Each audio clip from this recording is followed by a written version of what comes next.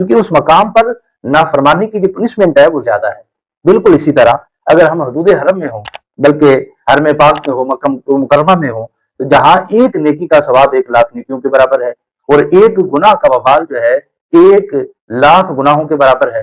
کیونکہ کان ابھی بھی وار کرے گا کہ بڑی گرمی ہے، روزہ رکھنا بڑا مشکل ہے، نوکری کرنی ہے اور میں نے نوکری پہ جانا ہے، کاروبار کرنا ہے، روزے کے ساتھ ڈیوٹی کرنا بڑا مشکل کام ہے۔ وہ لوگوں سے جو ہے وہ اس طرح روزے چھڑا دیتا ہے۔ پہلے کبھی کبھار سنتے تھے کہ لوگ روزہ نہیں رکھتے، اب تو جو ہے وہ سننے میں آیا ہے کہ ایک تعداد ہے لوگوں کی، بڑی تعداد ہے جو روزہ نہیں رکھتی، روزہ چھوڑ دیتی ہے۔ الامان والحفیظ، ایک روزہ چھوڑنے کی سزا وہ کتنی ہے؟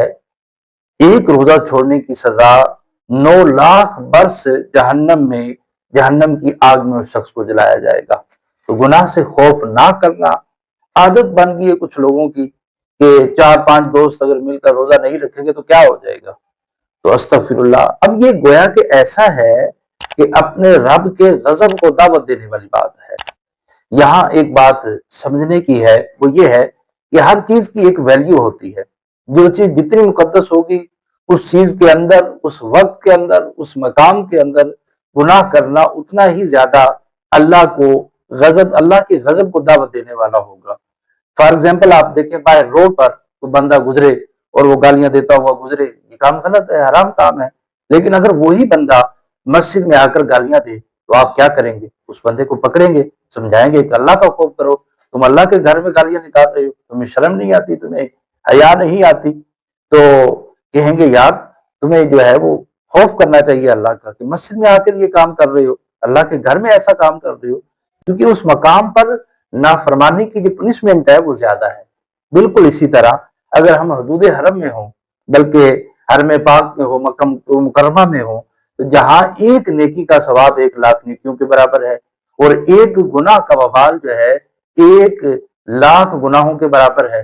کیونکہ آپ دیکھیں کہ وہ سرزمین جو ہے، اس سرزمین کا اعتبار ہے، اس جگہ کا اعتبار ہے، یہاں بھی ایسا کام کریں گے، اللہ کے گھر میں آ کر ایسا کام کرو گے۔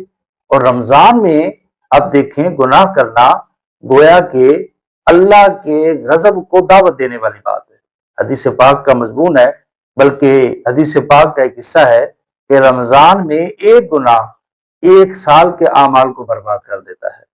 تو کیونکہ ہم رمضان کو گزارتے اس طرح ہیں، ہم نے رمضان کو اس طرح نہیں گزارنا۔ اللہ کے غضب کو یہ تو دعوت دینے والی بات ہے، ہم نے رمضان کو صرف عبادت میں گزارنا ہے، رمضان کو صرف نیکیوں میں گزارنا ہے۔